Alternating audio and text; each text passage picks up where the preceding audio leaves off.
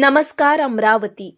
Amravati महानगरपालिकेमध्ये Bharatiya Janata party, Rashtrawadi, Ajitdada गट, रवी राणा यांची युवा स्वाभिमान पार्टी आणि शिवसेना शिंदे गट अशा प्रकारे सत्ता स्थापन होणार आहे। तर आज भाजपच्या अंतर्गत बैठकीमध्ये सुरुवातीचे 2.5 वर्ष भाजप घेणार आहे। सुरुवातीचे 1.25 वर्षात भारतीय जनता पार्टीचे श्रीचंद तेजवानी आणि दुसऱ्या 1.25 वर्षात भाजपचे आशिष अतकरे हे महापौर होणार आहेत। महाराष्ट्रात भाजपने सिंधी समाजाचा पहिला महापौर श्रीचंद तेजवानी यांना संधी दिली आहे। 6 फेब्रुवारी रोजी महापौर पदाची निवडणूक होणार आहे। त्यापूर्वी आज भारतीय जनता पक्षाने अधिकृतरित्या महापौर पदाचे उमेदवार जाहीर केले आहेत। दुसऱ्या 2.5 वर्षात युवा स्वाभिमान आणि राष्ट्रवादी अजितदादा गटाला महापौर पद देण्यात येणार आहे। नीचे से लेकर ऊपर तक और ऊपर से लेकर नीचे तक सभी मेरे नेतागणों का मैं बहुत बहुत आभारी हूं, जिन्होंने एक छोटे कार्यकर्ता को अर्श से लेकर अर्श तक पहुंचाया है।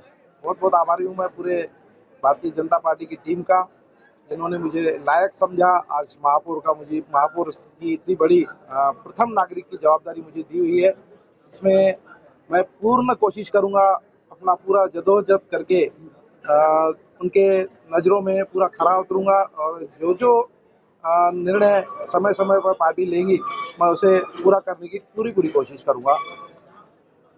विकास का है जो मुद्दा, स्वच्छता का मुद्दा है, इस पे हम प्रायोरिटी से काम करने वाले हैं।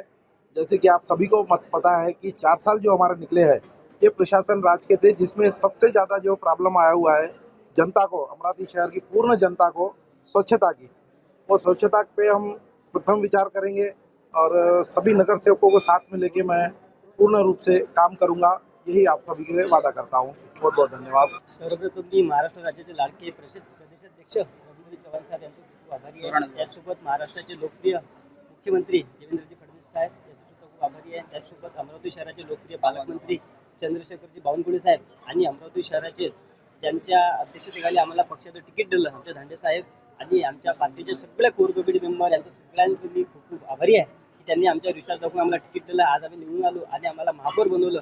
माझ्यासारख्या एखाद्या सामान्य कुटुंबातील पुराला आज ही संधी दिली, त्याबद्दल मी सर्व भारतीय जनता पार्टीचं खूप खूप आभारी आहे। काय शहर विकासाचा काय अजेंडा तुमच्या समोर? शहर विकासाचा आराखडा म्हणजे मागच्या 4 वर्षापासून अमरावती महानगरपालिकेमध्ये कोणीही नगरसेवक नाही आणि या पूर्ण प्रशासकीय राजवटीमध्ये महानगरपालिकेचं कोलमडलेलं आहे। अशा परिस्थितीमध्ये या अमरावती शहरातील सर्व जे नागरिक आहेत यांच्या ज्या समस्या आहेत, रोड, नाली, रस्ते, प्राथमिक गरजा ह्या पूर्णपणे मागे पडलेल्या आहेत। परंतु आता आमच्या माध्यमातून आम्हाला पार्टीने आमची जबाबदारी दिली, आम्ही त्याच्या माध्यमातून त्यांचं संपूर्ण 100% पूर्ण काम करण्याचा प्रयत्न